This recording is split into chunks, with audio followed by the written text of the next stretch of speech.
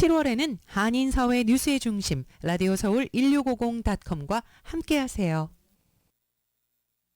강혜신의 오늘의 미국. 대선 후보 사퇴 압박을 받고 있는 바이든 대통령은 여전히 버티기를 하고 뉴욕타임스는 두 번째 사퇴 압박 사설을 실었습니다. 민주당 내부에서는 바이든 지키기와 사퇴시키기 정치인들이 엇갈리고 있습니다. 보통 뒤에서 움직이는 기부자들도 바이든 대통령에게 사임하라는 압박을 합니다. 그러나 바이든 대통령이 두려워하는 사람들은 따로 있습니다. 그들은 일반 유권자도 아니고 언론도 아닙니다. 세계 각 나라도 자국의 관점에서 바이든의 정치 미래를 쳐다봅니다. 총리가 미국을 향하는 동안 바이든은 자신의 미래를 위해 싸운다. 뉴질랜드에서 발행되는 신문 더 포스트에 실린 칼럼 제목입니다. 바이든 대통령은 오늘 개막한 나토 정상회의에서 뭔가를 만들어 보려고 하고 윤석열, 젤렌스키 등 나토 회원국이 아닌 국가 지도자들도 회의에 참석해서 미국 정치 소용돌이의 방향을 가늠하고 있습니다. 허리케인 베릴이 휴스턴을 강타하고 수많은 숙제를 남긴 채 이웃주로 이동 중입니다. 허리케인 베릴이 텍사스주를 강타할 때 주지사는 한국을 방문 중이었습니다. 지역신문은 모두 주지사를 비난합니다. 최근 주택보험료가 크게 오르는 건 뉴스가 아닙니다. 그런데 로스앤젤레스 지역 평균 주택보험료는 지난해 $1,340로 비슷한 위험이 있는 다른 지역의 보험료보다 32%가 싼 건 뉴스입니다. 비싼 게 아니라 쌉니다. 주정부 규제에 따라서 보험료가 책정되기 때문입니다. 2, 4분기 사무실 공실률이 사상 최고치입니다. 공실률은 앞으로도 몇 년 이어질 것으로 예상됩니다. 여러분 안녕하십니까? 오늘의 미국 강혜신입니다. 지금 민주당의 하원이 분열돼 있다는 것이 방송의 탑 뉴스인데요. 어제 바이든 대통령이 민주당 의원들에게 나 사퇴하지 않으니까 사퇴 논의 그만해라 하는 편지를 보냈고 그리고 나서도 또 다른 아주 중요한 인물들이 사퇴하시오라고 당 내부에서 얘기를 하니까 평소에 이제 바이든 대통령이 자주 보고 좋아했었던 프로그램 MSNBC의 조 스카보로에 출연을 했죠. 조 스카보로도 대통령에게 I love you. 그러나 사퇴하시오. 이렇게 얘기를 했습니다. 그 프로그램에 출연을 해서 바이든 대통령은 No. 도전하라. 나 사퇴 안 하니까 나를 사퇴시키고 싶으면 전당대회에서 도전하라. 이제 이렇게 얘기를 했어요. 그리고 나서 400명의 기부자들과 컨퍼런스 콜을 합니다. 바이든 대통령이 한 말은 I'm your guy. I'm your man. 이렇게 얘기를 했거든요. 그 뒤에는 이제 뭐 지난 8개월 동안 한 8번 정도 파킨슨병 전문 그 닥터가 백악관을 방문을 했다. 여기에 대해서 처음에는 이제 백악관에서 부정을 하다가 나중에 결국은 이게 뭐 특별한 게 아니다. 바이든 대통령뿐만이 아니라 버락 오바마라든가 아니면 트럼프 전 대통령 당시에도 뭐 10번도 넘게 그런 사람들이 방문을 했고 그리고 방문한 사람이 월터 리드 육군병원의 신경과 전문의 케빈 캐너드 박사인데 이 박사는 꼭 대통령만 보는 게 아니다. 특히 이제 아주 그 스트레스가 많잖아요. 백악관의 고위 간부들이 편두통 같은 것을 치료하기 위해서 뭐 보톡스를 놔줬다던가 이런 식으로 설명을 했고 바이든 대통령이 뇌졸중이나 뭐 다발성 경화증, 파킨슨, 뭐 신경 그 중추 장애 이런 결과는 없었다라고 얘기를 하고 있습니다. 아무튼 그리고 2월 14일 이후에는 더 이상 건강 검진을 할 필요가 없었다. 이게 지금 백악관에서 발표한 거고요. 그러나 사람들은 이제 믿지 않는 거죠. 그렇기 때문에 민주당 내부에서도 대치를 하고 물론 여전히 민주당 내부에서 바이든 대통령 옆에 쫙 붙어서 그를 강하게 지지하는 사람들도 있습니다. 뭐 펜실베니아주의 존 페더맨 본인 이제 심장질환 앓고 있었던 사람이죠. 연방 상원 의원이라든가 버니 샌더스라든가 뭐 오히려 바이든 대통령이 물러났을 때 이름에 오르내리는 그런 미시건 주지사, 캘리포니아 주지사, 부통령은 물론이고요. 전부 바이든 대통령 옆에 있기는 있습니다. 여론은 여전히 70% 이상이 사퇴해야지 된다 하는 거고 오늘 아침에 이제 미국 주요 신문들의 바이든 대통령이 사퇴하지 않겠다를 다시 한번 의원들에게 편지를 써서 보낸 거기에 대한 보도는 이렇습니다. 로스앤젤레스 타임즈는 분노한 대통령이 엘리트들을 밀어붙였다. 뉴욕 타임즈 비평가를 비난했고 본인이 이제 사임해라 하는 본인에게 워싱턴 포스트는 이 사임 압박, 이 흐름을 지금 늦추는 일을 바이든 대통령이 하고 있다. 바이든은 어떤 그 당내의 회의적인 시각 같은 것을 놓치고 있다. 뉴욕 포스트는요, 바이든의 메디컬 미스터리 하면서 어제 이제 그 백악관에서 막 청소 작업을 시작해서 제가 좀 전에 말씀드린 대부분 이제 해결된 것처럼 보이는 그런 내용을 자세히 보도를 했습니다. 그리고 뉴욕 타임스가 또 사설을 실었죠. 6월 28일이 첫 번째 사퇴하라는 사설이었고 이번이 두 번째인데 6월 28일은 바로 27일 지지난주 목요일에 대통령 후보 토론회가 있은 다음 날입니다. 이번에는 뭐라고 주장을 했느냐면 민주당이 대통령에게 솔직하게 진실을 말해야지 된다. 지금 이 바이든 대통령은 뭐 여러 가지 ABC와 인터뷰를 했어도 그게 다 가시지 않고 있잖아요. 그러한 행동들이 스스로를 당혹스럽게 만든다. 그리고 한마디로 트럼프가 백악관을 탈환할 가능성이 점점 커진다. 대통령의 반항이라고 표현을 합니다. 대통령의 반항이 트럼프에게 점점 승리에 가까운 길을 열어주고 있는데 ABC의 그 조지 스테파노폴리스와의 인터뷰에서도 이 바이든 대통령이 쇠퇴하는 이제 그런 모습들이 보였다. 자신이 지금 이 선거에서 가장 큰 문제라는 것을 대통령은 인식하지 못하는 것 같다. 민주당이 백악관을 지키기 위해서 최선의 희망은 그가 떠나는 거다. 바이든 must go. 이게 뉴욕타임스의 열흘 사이에 두 번째의 사설입니다. 그런데요. 대통령이 정말 신경 쓰는 것은 뭐 다 조금씩 신경을 쓰겠죠. 그리고 우선 기부자부터 말씀을 드릴까요? 돈을 기부하는 사람들은 보통 이제 뒤에서 돈을 가지고 조절을 합니다. 앞에 이렇게 나서지 않죠. 그런데 오늘 보면은 아리 에마뉴엘이라고 굉장히 이제 민주당에 많이 기부를 하시는 분입니다. 엔데버 그 스포츠 엔터테인먼트 회사를 운영하고 있는 이분이 가장 영향력이 있다고 본인이 생각을 하니까 이코노미스트에 기고문을 보냈습니다. 그래서 뭐라고 얘기를 하냐면은 지금 바이든 대통령이 또 바이든 주변의 몇몇 사람들이 그 이너서클이 트럼프 스타일로 가고 있다. 오늘의 미국에서 이제 토론이 끝나고 나서부터 계속 전해드린 그런 내용이죠. 이건 민주당이 이것보단 나아야지 되는데 이 트럼프 스타일이다. 대통령이 본인도 속이고 다른 사람도 눈으로 보고 들은 것을 아니라고 대체를 믿으라고 본인들이 주장하는 그런 것이라고 얘기를 하고 있다 하면서 또 뭐 결정적인 위험을 자기 혼자 고칠 수 있다고 바이든 대통령이 얘기를 하는데 건강에 대한 두려움도 은폐하고 눈으로 토론 때 본 것도 뻔뻔스럽게 부정을 하고 반대하는 사람들을 전부 비판을 한다. 내가 지금 트럼프를 얘기하는 게 아니다. 바이든을 얘기하는 거라는 겁니다.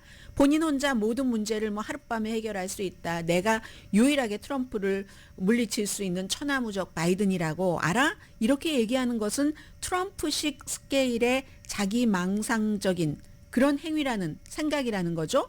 그래서 이제 대통령이 또 그 토론이 끝나고 나서 지금까지 여러 가지 많은 말 실수를 했지만 트럼프 전 대통령을 7월 4일에 한 얘기입니다.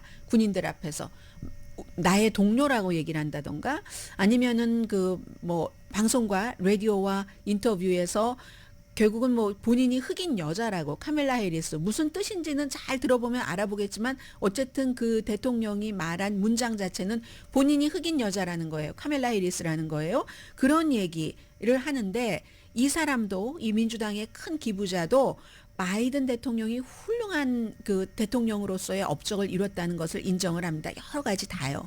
뭐 코비드 때 사실 트럼프 전 대통령의 전적인 잘못은 아니지만 코비드 때문에 엄청난 수천만 명이 일자리를 잃어버렸던 그런 경제를 물려받아서 지금은 경제가 데이터상으로 좋기 때문에 이자율을 내릴 수 없다는 여기까지 이끌어왔잖아요. 기간 산업 안이나 무엇보다도 세계에서 미국의 위치를 다시 확립한 등등 훌륭했지만 이 사람은 숫자를 쭉 나열을 하면서 정말 축하할 만한 기록이라고 얘기를 합니다. 그런데 바이든 대통령이 미국의 영혼과 민주주의 미래를 위한 싸움에 대해서 지금 말하고 있다면 그러면 이건 아니지. 참 우리도 사랑하는 인물을 무대에서 끌어내리고 싶은 사람이 되고 싶지 않다. 그렇게 되고 싶은 사람이 누가 있으랴마는 특히 바이든을 존경하기도 하고 사랑하는 사람들에게는 가슴 아픈 일이다 하면서 이분은 본인이 이제 CEO잖아요. 아리 엠마뉴엘 씨는 CEO로서의 저의 임무는 회사에 오고 있는 위험을 쫙 느끼고 분석하고 이 위험을 가능하면 줄이고 그리고는 이제 갖고 있는 것으로 뭔가 가치를 극대화하는 그 방법에 대해서 무척 어려운 결정을 내리는 것이라고 말합니다. 민주당도 지금 내가 해야지 되는 그런 것과 같은 것을 내려야지 된다라고 얘기를 합니다. 바이든 대통령이 토론회 마치고 또 무슨 뭐 데미지 컨트롤 식의 여러 가지 이벤트를 하고 다니면서도 계속해서 지금 도망쳐가는 그 위험은 천문학적이라서 계산할 수도 없다라고 이분은 얘기를 하고 있습니다. 그래서 이제 뭐 많은 얘기를 하는데 간단하게 그 뒤를 간추리자면 만약에 바이든 대통령이 그래도 안 나간다면 다른 사람들이 나와야 된다는 얘기입니다. 카멜라 해리스는 이분은 아니라고 얘기를 하고요. 뭐 미시건의 주지사라든가 아니면 뭐 펜실베니아의 주지사라든가 미시건 주지사는 지금 안 나온다고 얘기를 하고 있지만 그런 사람들이 나와야지 되고 질 바이든 퍼스트 레이디에게도 한마디 하네요. 바이든 대통령만 생각할 게 아니라 손주로 생각을 해봐라. 그 손주들이 성장할 세상에 대해서 더 많이 조금 이제 눈을 조금 더 뒤로 돌리라는 거예요. 그러기 위해선 남편에게 진실을 말하고 그가 옳은 일을 하도록 도울 수 있길 바랍니다. 그런데 뭐 질 바이든 여사도 지금 자기 환상 이런 것 때문에 그렇게 믿지 않는다면 어쩔 수 없는 일이죠. 만약 모든 것이 실패한다면 분명히 글래첸 위트머 미시건 주지사 원래 이 사람은요 그 카멜라 해리스를 부통령으로 선택하기 이틀 전까지만 하더라도 이 그 부통령 후보로요. 이 바이든 대통령이 그레첸 피트머라는 미시건의 주지사를 선택을 하려고 했었답니다. 근데 그 이유가 뭔지 모르겠어요. 왜 카멜라 해리스를 선택했는지. 물론 카멜라 해리스가 캘리포니아주 검찰총장하고 할 때 그 검사로서 지내고 할 때 숨진 2015년도에 숨진 그 보 바이든 그때는 캘리포니아 검사는 아니었겠네요. 보 바이든과 아무튼 검사 관계로 친한 사이였다고 하죠. 그런 연결고리는 있습니다만 어쨌든 피트머 같은 전에 부통령 후보로서도 생각을 해봤던 인물이나 아니면 또 다른 아프리칸 아메리칸 있잖아요. 그 웨스무어 같은 메릴랜드의 그런 젊은 그 민주당의 지도자 주지사 이런 사람들이 나서서 공동으로 뭐 어떻게 우리가 나가겠습니다 하는 얘기를 해야지 된다는 겁니다. 왜냐하면 이분은 이제 민주당이니까요. 마가 공화당 의원이 아니기 때문에 바이든이라는 사람에 대해서 무조건적으로 어떤 그 무의미한 개인 숭배를 더 이상 해서는 안 되고 나라를 생각하는 애국자들이어야지 되지 않겠느냐 하면서 우리가 보여주자. 이게 이제 그 이코노미스트의 미국에서 민주당이 가장 많이 기부를 하는 아리 엠마뉴엘이라는 인데버라는 회사의 CEO가 보낸 기고문이고요. 시간이 이제 별로 없습니다. 시간이 별로 없고 그런데 최종적으로는 바이든 대통령이 두려워하는 사람은 이런 기부자들도 두려워하죠. 돈이 없으면 안 되니까. 그러나 기부자보다 더 중요하게 생각하는 사람들이 있습니다. 이건 역시 당 내에 있죠. 기부자들도 움직일 수 있고 기부자들보다 어쩌면 여론을 많이 움직일 수 있는 사람들 그런 몇몇 사람들을 불러드리겠습니다. 도저히 바이든 대통령이 무시할 수 없는 사람들 아직까지는 바이든 사퇴하시오 하고 움직이지 않는 사람들입니다. 왜 이 사람들을 무서워하냐면 바이든을 밀어낼 만한 그런 그 신뢰감 또 민주당에서 좋아하거나 아니면 영향력 있는 사람 아니면 민주당 사람들이 좋아하면서도 영향력 있는 이 두 가지를 다 가진 이런 사람들이 공개적으로 바이든 물러나라 할 때는 또 상황이 달라진다는 거죠. 자꾸만 민주당에서는 지금 차곡차곡 여기까지 하면서 마감 시한까지 바이든 대통령이 스스로 결정을 하도록 보고 있는 것 같습니다. 물론 그 사이에 이 시간이 너무 길어지면 바이든 대통령이 나 안 나가 하는 이 힘이 더 커져서 사퇴해야지 되는데 하는 주장을 덮어버릴 수도 있죠. 근데 아직은 그 데드라인은 아닌 것 같아요. 그 몇몇 사람을 불러드리겠습니다. 지금 움직이지 못하고 있는 사람 가운데 상당수는 바이든 나가라고 하자니 바이든이 이길지도 모르는데 그럼 나는 정치 생명 끝이네? 두려워하는 사람. 아니면 야 이거 그리고 나서 지면은 어떡하나. 내가 이거 참 사퇴하라는 얘기를 뭐 먼저 했다 나중에 했다 그 시기 여러 가지로 아무튼 계산이 다 있는 거예요. 그런데 낸시 펠로시 지금까지 바이든 지지한다고 말합니다. 그러나 이 사람은 너무너무 노련하고 실용적인 사람입니다. 언제 바뀔지 모릅니다. 하킴 제프리스, 민주당의 하원 원내대표, 아프리칸 아메리칸이잖아요. 53살입니다. 최초에 지금 4석만 더 공화당에서 가져오면 다수당이 되고 그렇게 될 때 본인이 아프리칸 아메리칸 역사상 최초의 하원 의장이 됩니다. 지금은 바이든을 지지한다고 얘기를 하지만 who knows. 그리고 짐 클라이번, 사우스캐롤라이나주의 아프리칸 아메리칸 이 바이든을 처음에 수렁에서 건진 이 인물도 바이든 지지한다고 하지만 지지할 때까지입니다. 그리고 하킴 제프리스도 아프리칸 아메리칸, 짐 클라이번도 아프리칸 아메리칸 이런 얘기죠. Maybe 낸시 펠로시와 짐 클라이번 사우스캐롤라이나가 지역구인 아프리칸 아메리칸 가운데 가장 존경받는 연방 하원 의원이 세트로 나와서 물러나세요 하면 이거 영향을 조금 미칠 겁니다. 척 슈머요? 지금까지 바이든 대통령 뒤에 있지만 그의 권력도 위험합니다. 상원이 민주당 상원 원내대표니까 다수당을 빼앗길 수 있기 때문에 다시 소수의 지도자를 하고 싶을까요? 다수의 지도자에서. 그리고 제일 중요한 인물은 버락 오바마입니다. 버락 오바마와 바이든과는 아주 정말 복잡하고 의견에 있어서도 정책에 있어서도 늘 일치하지는 않습니다. 지금 바이든 대통령에게 엄청나게 압박이 가해진다고 합니다. 뭐라고 말 좀 하라고. 가장 인기가 있고 가장 존경받는 민주당이기 때문에.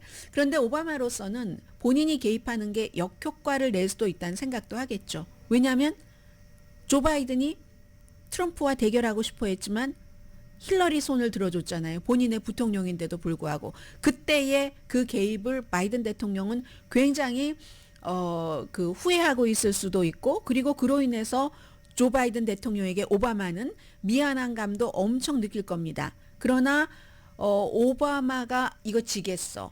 트럼프에게 라고 판단이 선다면 오바마는 얘기를 하겠죠. 이런 사람들. 그리고는 뭐 이너서클에 대해서는 많이 말씀을 드렸으니까요. 질 바이든 여사를 포함을 해서 이 이너서클에서 뭐 론 클라인 뭐 이런 사람들이 안 되겠다라고 결론 내리면 그때는 아마 바이든 대통령도 받아들일 수밖에 없지 않는가. 그러나 지금 제일 중요한 사람은 앞서 말씀드린 버락 오바마를 포함한 몇몇 사람들이 기부자들보다 더 중요하다고도 볼 수 있겠습니다. 최종적으로는 아주 최종적으로는 at the end 데드라인 가까이에서는요.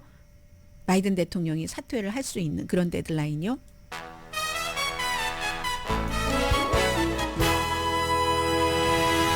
그리고는 이제 오늘부터 있는 중요한 워싱턴의 나토는 잠시 뒤에 말씀을 드리겠습니다. 오늘의 미국은 전문가가 추천하는 이민법, 가정법 전문 재인정 종합법률사무소, 총 20억 달러 승소, 교통사고와 상해 전문 브라이언 타필라와 CG 변호사 그룹, 집융자 홈에퀴리 라인업 크레딧, 급한 하드머니도 정말 쉽게 잘하는 융자나라 공동펀입니다.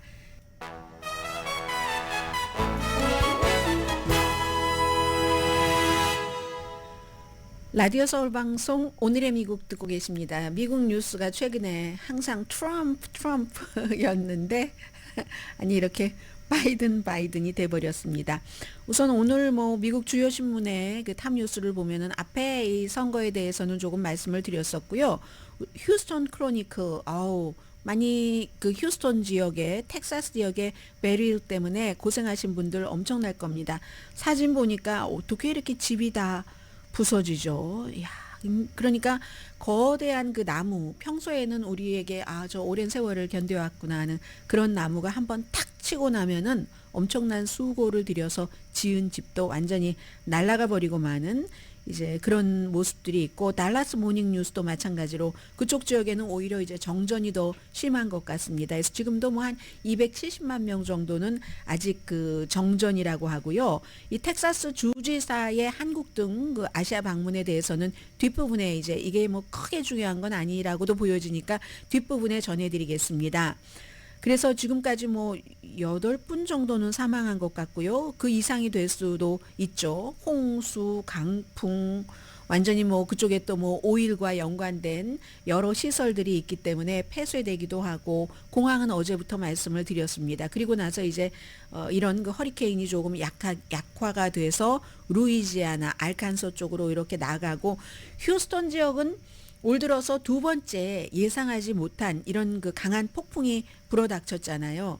물론 이제 이번 그 베릴은 멕시코하고 카리브해에서 일단 한번 큰 힘을 쏟아내고 그리고 이제 텍사스 쪽으로 좀 왔지만 왜냐하면 그쪽에서는 카테고리 5였었잖아요.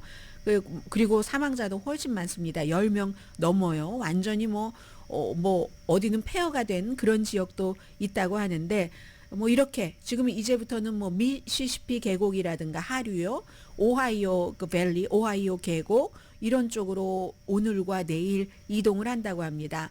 그 사이에 이제 캘리포니아주 저는 더운 거 잘 모르겠는데 팜스프링은 124도 그리고 라스베가스도 이제 120도 정도였다고 하잖아요. 어제 오늘 전부 이제 세계적인 기후 변화와 관련이 되는 겁니다. 이와 연관해서 이제 보험료 같은 것이 자연재해 때문에 많이 오르는데 보험료가 최근에 오르는 것의 상당 부분은 자연재해 때문입니다. 그런데 이게 지역에 따라서 상상하지 못하는 이런 부분도 있거든요. 그건 이제 돈과 연관됐으니까 제가 조금 뒤에 여러분들께 그 전해드리기로 하고요. 그리고 지금부터 한 가지 전해드릴 것은 오늘 신문들은 전체적으로 다 허리케인 안에 들어간 곳은 허리케인 쪽 그리고 이제 바이든 대통령의 여러 가지 움직임 또 하나가 오늘 내일 모레 열리는 워싱턴에서 열리는 나토가 1949년이니까 지금 75주년이 됐잖아요. 미국 사람들도 동양 사람들과 마찬가지로 뭐 75 딱딱 떨어질 때는 뭔가를 하잖아요. 근데 이 나토 정상회의가 정말 이 군사 동맹으로서 그리고 그 회원국도 아니지만 한국의 윤석열 대통령이라든가 이런 많은 국가들의 지도자들이 초대가 되는데 그것들이 다 뒤로 가려져 버리고 이거 바이든 대통령 어떻게 되지? 바이든 대통령이 안 되고 트럼프 전 대통령이 되면은 우리 나토도 다 약해지는 것 아니야? 사람들이 이제 이렇게 모인 사람들이 얘기를 하는 거죠. 그래서 관련 컬럼을 하나를 소개를 해드리겠습니다. 뉴질랜드에서 발행되는 더 포스트라는 워싱턴 포스트가 아니라 뉴질랜드의 더 포스트라는 신문에 루크 멜패스 이분이 그 더 포스트라는 신문의 뭐 정치 주로 이제 정치와 경제 분야의 시니어예요. 이 그 편집인입니다. 그분이 썼는데 사실은 우리가 다 알고 있는 내용 같은데 그 자국의 입장에서 쓴 거죠. 룩손이 미국을 향하는 동안 바이든은 자신의 미래를 향해서 싸운다. 그래서 저는 룩손에서 왜 그 뭐 빛의 속도만큼이 된다는 그 움직임이 질량이 0이니까 그 룩손인 줄 알았어요. 맨 앞에 제목에 처음에 룩손이 미국으로 향하는 동안 바이든은 자신의 정치 미래를 향해서 싸운다 했더니 이 룩손이요. 크리스토퍼 룩손. 그 뉴질랜드의 총리를 얘기를 하는 겁니다. 뉴질랜드 총리도 오는 거예요. 젤렌스키도 지금 당연히 이제 바이든 대통령과 만나는 것 같습니다. 그런데 바이든의 고난 이런 표현도 하면서 미국의 안보 우산 아래 숨어 있는 국가의 어떤 기대와 두려움, 미국의 안보 우산 아래 있는 국가들은 바이든이 대통령이길 원하는 게 상식입니다. 한국에서도 마찬가지고요. 물론 한국에서도 트럼프가 대통령 되는 게 한국 안보에 더 좋아. 이렇게 생각하시는 분들도 당연히 계시겠죠. 그러나 상식적으로라면 그건 아니죠. 그래서 이 칼럼도 거기에 맞춰서 쓴 건데 북대서양 조약기구 나토가 2차 대전에 모든 게 다 잿더미가 된 뒤에 서구의 민주주의 클럽이잖아요. 민주주의 클럽이지만 군사동맹이고 소련의 지정학적인 그런 모든 위험, 잠재적인 위험에 맞서려고 1949년도에 만들어져서 구소련은 사실은 그 2차 대전 중에 정복했었던 그런 그 땅들을 동독을 포함해서 다 이제 이렇게 그 제국의 통합을 하고 있었잖아요. 이 49년도에 나토가 만들어질 때는 해서 이제 구소련도 다른 것 만들다가 가입 국가도 없고 해서 흐지부지 되고 그랬었죠. 그런데 이제 그 뒤에 처음에는 이 나토는 12개국으로 시작을 해서 지금은 이제 32개국이 됐고 또 다른 나라들도 들어가야지 된다. 이렇게 되는 거잖아요. 구소련이 90년대 초에 붕괴하고 나서는 이제 점점 이쪽 서쪽으로 움직이고 이제 그 러시아는 동쪽에 딱 확고하게 자리를 잡고 있다가 우리가 서쪽으로 더 땅 따먹기를 해야지 되겠어 하면서 나오기 시작한 게 지금 우크라이나죠. 크림반도를 먼저 점령을 했고 그리고 이제 이번에 완전히 우크라이나 전쟁을 2년 몇 개월 됐네요. 이제 시작을 한 건데 우크라이나를 러시아가 침공을 했을 때 우크라이나가 나토 회원국이 아니기 때문에 직접 그 국가에 군대를 보낼 수도 없고 그런 점은 있었지만 조정 역할은 충분히 했다고 이 뉴질랜드의 편집자는 얘기를 합니다. 미국도 우크라이나를 많이 지원을 했고 그러나 아직까지 블라디미르 푸틴을 확 그 분노시켜서 블라디미르 푸틴이 명분을 가지고 더한 도발을 하지 못하도록 하는 딱 그 선까지 미국이 이제 그 지원을 했다는 거예요. 그런데 마가 우파가 지금 미국에서 힘이 조금 강해지면서 우파는 항상 미국 고립주의, 미국 우선주의 같은 걸 합니다. 그래서 독재를 좋아하는 우파 성향이 있는 거죠. maybe 공산주의에 대해서 반대한다 해서 라틴 아메리카의 어떤 지도자들을 지지하고 그리고 우리가 우선이지 하는 뭐 여러 가지 고립 등등 해서 그런데 요즘에 미국에서 고립주의가 이렇게 나오면서 우크라이나조차도 적시에 지원을 받지 못하잖아요. 이런 상황을 뉴질랜드, 한국 전부 이제 미국의 안보 우산 안에 들어가 있는 어떤 사람들은 미국 선거를 이렇게 볼 수밖에 없고 바이든이 이렇게 해서 사퇴를 안 하면 트럼프에게 더 유리하다는데 하면서 계속 나토 회의를 지켜보는 겁니다. 이 나토 회의를 하는 동안 사흘이니까 바이든 대통령이 혹시 뭔가 신체적으로 허약함을 보이지 않을까 아니면 말 실수를 하지 않을까 아니면 어쩌면 말 실수도 하고 허약함도 보여서 할 수 없이 빠른 시간 안에 차라리 민주당에서 사람이 교체돼서 트럼프보다 훨씬 몇십 년 젊은 사람이 나와서 트럼프를 누르는 게 나은 게 아닌가 여러 가지 생각들이 복잡한 거예요. 그리고 그런 생각들은 미국 내부에서 하는 게 아니라 밖에서 멀리서 그 자국의 국가에서 보고 있는 거잖아요. 뉴질랜드도 마찬가지로. 그래서 나토에서 민주당을 지금 비방하고 바이든 대통령이 왜 이렇게 수습을 잘 못하느냐 그런 사람들을 달래기 위해서 굉장히 좋은 성과를 내야지 된다 하는 엄청난 압박을 바이든 대통령이 받고 있을 것이라고 예상을 합니다. 그 밖의 나라들은 야 이거 상황 변하면 큰일인데 우리 뭐 이런 생각을 하는 거죠. 그리고 이 뉴질랜드의 신문 더 포스트의 이 칼럼은 푸틴이 터프가이라면서 그에 대한 존경심을 공개적으로 표현하고 있는 이 트럼프 전 대통령은 힘을 존경하는 것 같다 이렇게 얘기를 하고 있죠. 이게 바로 지금 우리의 총리 크리스토퍼 룩슨이 들어가 있는 미국이다. 뉴질랜드는 뭐 뉴질랜드라는 나라가 작고 그리고 그 나라의 성향이 있으니까 얼마나 뭐 우크라이나를 지원해야 지원할 수 있는 그 역할 같은 것들이 엄청나진 않잖아요. 그러나 뉴질랜드도 할 수 있는 범위에서 해왔다라고 얘기를 하면서 이제 평소에 더 강하게 우리 지원해야 된다 뭐 이런 얘기를 하면서 앞자리에도 앉혀주고 뭐 윤석열 대통령도 뭐 아시아에서의 뭐 이런저런 하면서 잘 대우해주고 미국에서 그러지 않겠어요? 일주일은 정치에서 굉장히 긴 시간이다 이렇게 얘기하면서 바이든 대통령은 다음 주에 대선 출마 가능성이 지금으로서는 본인이 나간다라고 하지만 다음 주에 바뀔 수도 있다.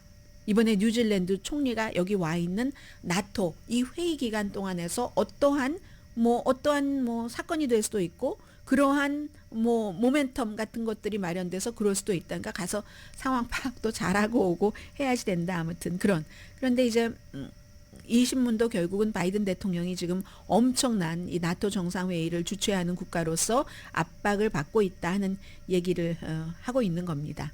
참 우리가 이런 소용돌이 속에서 살 줄이야. 잠시 뒤에 미국 내 여러 가지 사무실 공실률도 말씀을 드리고요. 이건 이제 특정 지역에만 해당되는 게 아니라 미국 전체적으로 언제까지 갈까 하는 말씀도 좀 드리고, 보험에 대해서는 뭐 오늘의 미국을 듣고 계신 분 가운데서 글쎄요, 반 정도는 주택을 소유하신 분 같고 반 정도는 아니요, 짐작입니다. 갖고는 아니고, 그리고 반 정도는 그렇지 않을까 싶은데 그분들도 주택을 가지려고 하시는 분들도 계실 테고, 이도저도 상관없으신 분도 주택보험의 추세가 이렇구나 하는 것을 좀 잠시 뒤에 말씀을 드리겠습니다.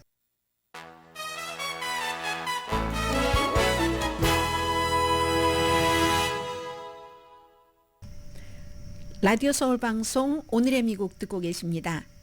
전문가가 추천하는 이민법, 가정법 전문 재인정 종합법률사무소, 총 20억 달러 승소, 교통사고와 상해 전문 브라이언 타필라와 CG 변호사 그룹, 집융자 홈에퀴리 라인 오브 크레딧, 급한 하드머니도 정말 쉽게 잘하는 융자나라 공동후원입니다.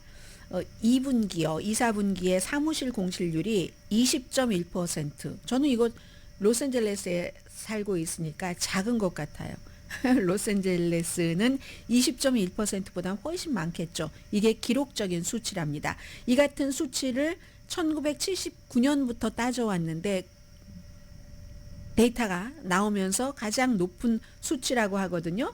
보통 이제 뭐 사무실 공실률이 있다, 사무실이 비어 있다, 베이컨시가 있다, 이렇게 되면은 경제가 나쁠 때 아니에요? 경제가 나쁘니까 사람들이 일하다가도 접고 그러는데, 이건 경제 기반이 굉장히 경제가 나쁩니다라고 얘기를 해도 그건 한인타운의 경제가 나쁜 것이고 여러분의 경제가 나쁜 것이지, 미국의 일반적인 경제는 그래도 기본적으로 좀 탄탄한 편입니다. 경제가 이렇게 탄탄한 기반을 유지하면서 공실률, 그리고 이제 지난 몇 년 동안 계속 괜찮았잖아요. 그러면서 공실률이 이렇게 높은 것은 일반적인 패턴은 벗어나는 거죠.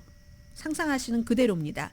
우리가 팬데믹이라는 것을 거치면서 그 전에도 그 같은 시스템이 있었지만 사람들이 해보지 않아서 하기를 꺼려했었죠. 재택근무라는 것을. 또 재택근무를 해보니까 어떤 업종에는 맞고 어떤 업종에는 맞지 않고 해서 지금 이제 조정하고 있는 그런 상황인데, 어쨌든 팬데믹 이전에 비해서는 재택근무를 하는 사람들이 늘어난 건 사실입니다. 뭐 디렉TV 같은 데는 아예 사무실이 없다고 하잖아요. 디렉TV만 그렇게 써요. 어떤 때 사무실이 없이 해쳐 모여 할 때만 뭐 어떤 다른 곳을 창고에서 모인다던가 이런 회사들이 굉장히 많아진 겁니다. 그리고 재택근무로 회의가 별로 필요 없이 할 수 있는 그런 업종은 자리를 잡은 거죠. 그 사이에. 그렇지만 또 반대로 이 재택근무만 가지고는 안 되겠어 하는 회사들은 꼭 일주일에 뭐 나흘은 근무해라 하는 이런 식으로. 근데 분명한 것은 팬데믹 이전보다 재택근무를 하는 회사들이 늘어났다는 것. 이 연구이 바뀐 겁니다. 그러니까 예전만큼 사무실 공간이 많이 필요하지 않은 거죠.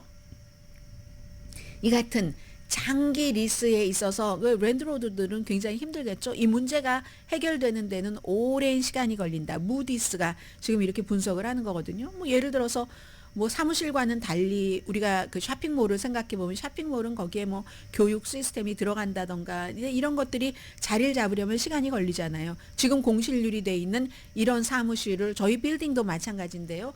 어떻게 쓸 것인가? 누군가가 인간은 방법을 찾아내리라고 봅니다. 이걸 언제까지 비워두지는 않으리라고 보는데 시간이 걸린다는 겁니다. 무디스의 예측에 따르면 앞으로도 몇 년 동안은 이 같은 공실률이 계속 증가한답니다. 해서 지금이 이게 최고조가 아니라는 거예요. 2026년, 내년, 후년이 지금 무디스의 그 예상에 따르면 최고조, 비어있는 사무실이 가장 많고, 그러니까 이런 때 막 예를 들어 나는 죽어도 끝까지 사무실이 있어야지 돼 하면 장기 계약하면 좋은 조건에 계약하실 수 있겠죠.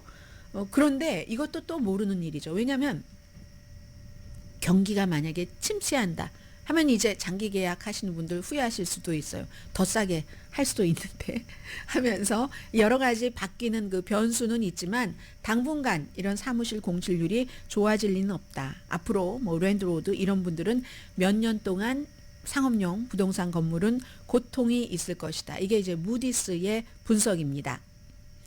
그리고 이제 보험을 좀 말씀을 드리겠는데요. 요즘 뭐 보험은 너무너무 올라서 뭐 자동차 보험도 그렇고 주택 보험도 그렇고 그냥 회사에서 받아주기만 하면은 조금 비싸도 받아들이시라 하는 얘기 많이 드리잖아요. 오늘 뉴욕타임즈 보니까 보험료들을 엄청 많이 올리고 있는데 오히려 미국에서 보험료가 비싼 곳은 중부 지역이 다른 지역보다 비싸답니다.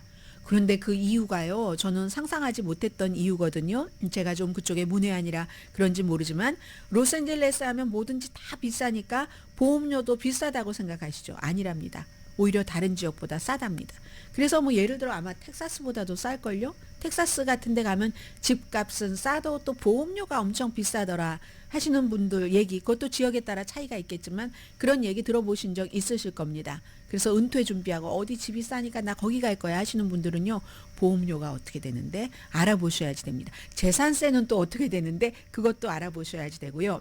로스앤젤레스는 지난해에 주택 소유자가 보험료로 평균 $1,340. 뭐 이건 집의 크기와 뭐 지역에 따라 다 다르겠지만 어쨌든 평균이 그런데 이게요. 중요한 건 로스앤젤레스와 비슷한 여러 가지 위험도가 있다. 뭐 산불, 뭐 예를 들어 홍수, 뭐 지진 등등 그런 비슷한 정도의 위험도가 있는 다른 카운티보다 32% 보험료가 싸답니다.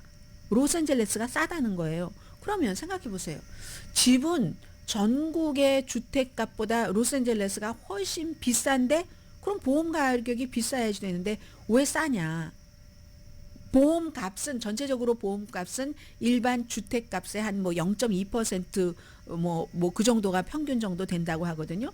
아무튼 왜 싸냐를 잠시 뒤에 말씀을 드릴 텐데 주택 보험이 아무튼 굉장히 오르고 있어요. 최근에 가장 중요한 것은 기후 변화에 따른 뭐 홍수 뭐 등등등등인데 지난해 미국 가구는 2020년보다 2023년도에 보험료가요. 주택 보험료가 33%가 늘어났답니다. 33%요. 그러면 그 3년 동안 전체 물가 인플레이션이 전체 물가가 뭐 매년 오르긴 하니까요. 그리고 많이 올랐던 때도 있으니까 19%라고 이렇게 잡는답니다. 그럴 때 보험료는 그 19%보다 훨씬 많은 33%가 올랐다는 겁니다. 물론 이것도 뭐 집 코드에 따라서 여러 가지 다를 수 있지만 기후 변화 때문에 뭐 어디 뭐 집안이 흔들렸다던가 아니면 갑자기 홍수가 와서 우리 파이프라인이 그 뭐 100년 전에 만든 것이라서 그래요 하면 이제 보험료 확 올라가는 그런 것이죠.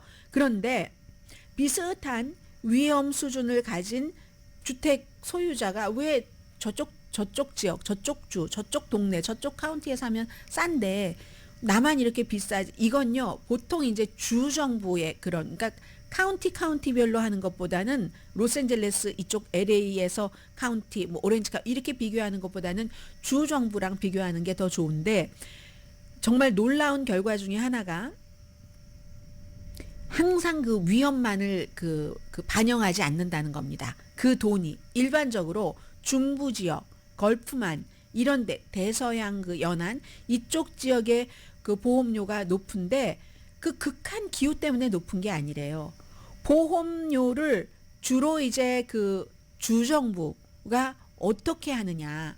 지금 이제 민주당 행정부에서 처방약값 내린다고 해서 처방약값 많이 내려놨잖아요. 그런 식으로 야 보험회사가 돈을 이렇게 번단 말이야. 주택 소유주가 이렇게 보험료를 많이 내면서 이렇게 주정부의 어떠한 규제, 주정부의 파워가 있잖아요. 그 파워, 그 파워를 주정부에서 보험회사의 어떤 규제를 많이 하고 보험료를 인상하는 그 세율을 규제하는 그 정부의 힘이 강할수록 그 힘을 발휘를 하는 거죠. 힘이야 뭐 내면 있는 거니까 그러면은 보험료가 싼 겁니다. 캘리포니아주처럼. 그런데 예를 들어 오클라호마 별로 관여하지 않는데요. 뭐 보험회사가 뭐 보험료를 많이 받거나 말거나 주정부에선 별로 관여하지 않는다고 하거든요. 그런 주는 주택보험이 훨씬 비싼 거죠. 그게 이제 이 문제를 측정을 한 전문가들도 놀라웠다 하는 겁니다. 하버드 대학교의 이시타 센이라는 이 교수. 그래서 어떻게 하냐면요. 보험회사가 이 주에서도 우리 회사를 갖고 있고 저 주에서도 운영을 하고 있다고 예를 들면은 한 주에서만 하면은 이게 무슨 일이 있을 때 엄청 손해만 보잖아요. 이게 여기선 손해 보고 저기서는 조금 뭐 자연재해가 없어서 손해 안 봐야지 이게 보험회사도 오랜 동안 지탱이 될 수 있는 것 아니겠어요? 보통 보험회사가 운영을 어떻게 하냐면 캘리포니아주의 이 보험회사가 이번에 여기서 막 산불도 나고 한꺼번에 막 악재가 다 겹쳤어요. 이렇게 됐는데 캘리포니아주에서는 보험을 함부로 막 올릴 수 없게 돼 있습니다. 주정부에서 그렇게 딱 막아놓고 있으니까. 그러면요, 같은 회사에서 보험을 든 그런 규제가 없는 다른 지역에서 보험료를 올린대요. 너무 이거 억울한 건 아닌가요? 아무튼 그런 얘기를 한다고 하고, 그리고 주택보험이 이제 그 값이 왜곡됐다고 표현을 하는데, 이 왜곡이 너무 심해서 어머 우리는 사실 위험이 굉장히 높은데 보험료가 엄청 싸. 이것도 결국은 주택 소유주에 별로 좋지 않답니다. 그러면 개발업자들이 막 집을 짓는다는 거예요. 아, 여기는 무슨 뭐 보험도 싸고 뭐 이러니까 뭐 큰 덩치 큰 집을 지어도 사람들은 덩치 큰 집은 보험료 뭐 다 계산하잖아요. 재산세 등등을. 그래서 집을 많이 지어 놓으면은 그러면 폭풍이나 산불이나 이런 것에 충분히 대처하지 못하면서도 그렇게 위험을 불러올 수도 있다. 보험료가 너무 싸도 뭐 이렇게 얘기를 합니다.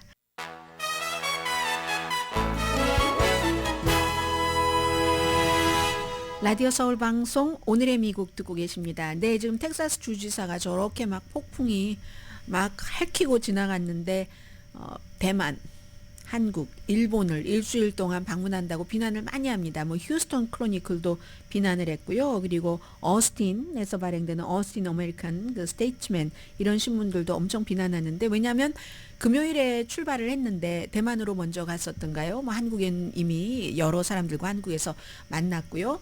가는데 그 갈 때 이미 예상이 됐었던 거잖아요. 이쪽 아주 강력한 폭풍이 온다 하는 것이. 그럼에도 불구하고 일주일 동안 갔습니다.